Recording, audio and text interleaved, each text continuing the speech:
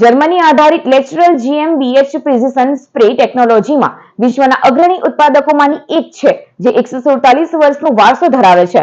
કંપનીના વૈશ્વિક નેતૃત્વના બોર્ડ સભ્યો 9 થી 12 માર્ચ દરમિયાન ભારતની મુલાકાતે આવ્યા છે. આ મુલાકાત કંપનીના વ્યૂહાત્મક બોર્ડ મીટિંગ અને ભારતની કામગીરીની સમીક્ષા માટે યોજાઈ રહી છે. કંપનીની વૈશ્વિક વ્યૂહરચનામાં આ મુલાકાત ભારતના વધતા મહત્વને દર્શાવે છે અને જર્મની તથા ભારત વચ્ચેના મજબૂત ઔદ્યોગિક સહકારને ઉજાગર કરે છે. લેચરલ ગ્રુપ એ ભારતમાં પોતાની ઉત્પાદન હાજરી 1993માં મુંબઈ નજીક ઠાણે ખાતે પ્રથમ ઉત્પાદન એકમ સ્થાપીને શરૂ કરી હતી.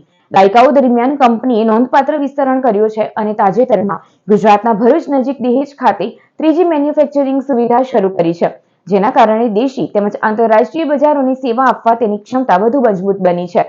આ મુલાકાત દરમિયાન લેચરલ ગ્રુપના CEO પ્રતિક મોફ અને લેચરલ ઇન્ડિયાના મેનેજિંગ ડિરેક્ટર સુરેશ વસાણીએ ભારતના વિકાસમાં કંપનીની મજબૂત પ્રતિબદ્ધતા ફરી વ્યક્ત કરી. તેમણે ભારતને મહત્વપૂર્ણ મેન્યુફેક્ચરિંગ અને એન્જિનિયરિંગ હબ તરીકે ગણાવી, જે ભારત સરકારની મેક ઇન ઇન્ડિયા પહેલ હેઠળ નરેન્દ્ર મોદીના નેતૃત્વમાં ઝડપથી વિકસી રહ્યું છે.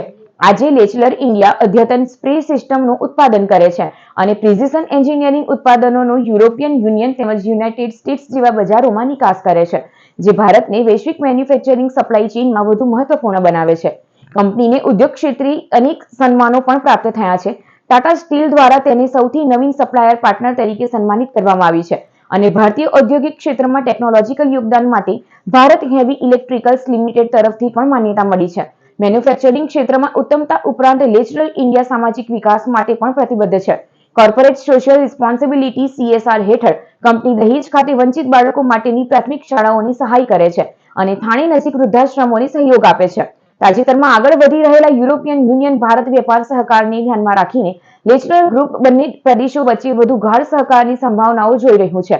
કંપની ભારતમાંથી ડિજિટલ એન્જિનિયરિંગ, AI આધારિત સોલ્યુશન અને એન્જિનિયરિંગ સેવાઓના વિસ્તરણની પણ શોધખોળ કરી રહી છે, જે ગ્રુપના વૈશ્વિક ઇનોવેશન નેટવર્કમાં ભારતની ભૂમિકા વધુ મજબૂત બનાવશે. દહેજ કંપની ખાતે global CEO Patrick Moff, Peter Hebb, Feiko Matthias, Umit Tekeli, MD Suresh Vasani, senior vice president Santosh Chacko સહિતના ઉપસ્થિત રહ્યા હતા. At Dahej, so it's a really proud moment for all of us, for the whole group management here, to come to here and to see what we have achieved in the last years here. With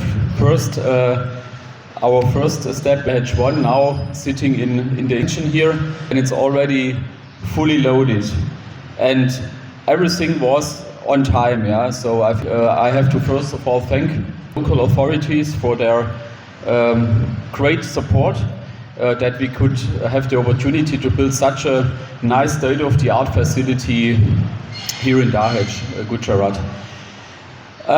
For us here, the facility in India is very important for the Leckler Group. So it's not only products made for the domestic market, but it's also a lot of products is going to export. So for us, a high quality standard, a high level of the IPs are very important, and exactly this is what we are finding here. Yeah, so we have the whole setup to be successful, to be for future growth. Leclerc group की जो company India में है, Leclerc India, वो 1993 में establish हुई थी. फिर उसका विकास बहुत अच्छी तरीके से हुआ है भारत में, और हम करीबन 35% अपना प्रोडक्शन कैपेसिटी हम बाहर के देशों में एक्सपोर्ट कर रहे हैं, पर्टिकुलरली जर्मनी, यूरोप और अमेरिका में. ये कंपनी जर्मनी में 147 साल पहले स्थापित हुई थी और इंडिया में 1993 में उसने पग रखा.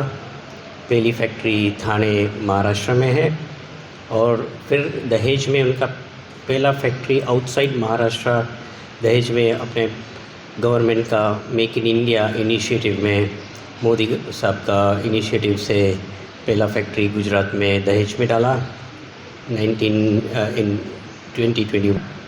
In 23 we expanded to the same Dahej factory. हमने एक्सपेंड किया और करीबन 18,000 स्क्वायर मीटर हम GIDC दहेज फैक्ट्री है. और आज का कार्यक्रम पूरे बोर्ड मेंबर्स यहाँ मेरे साथ उपस्थित है.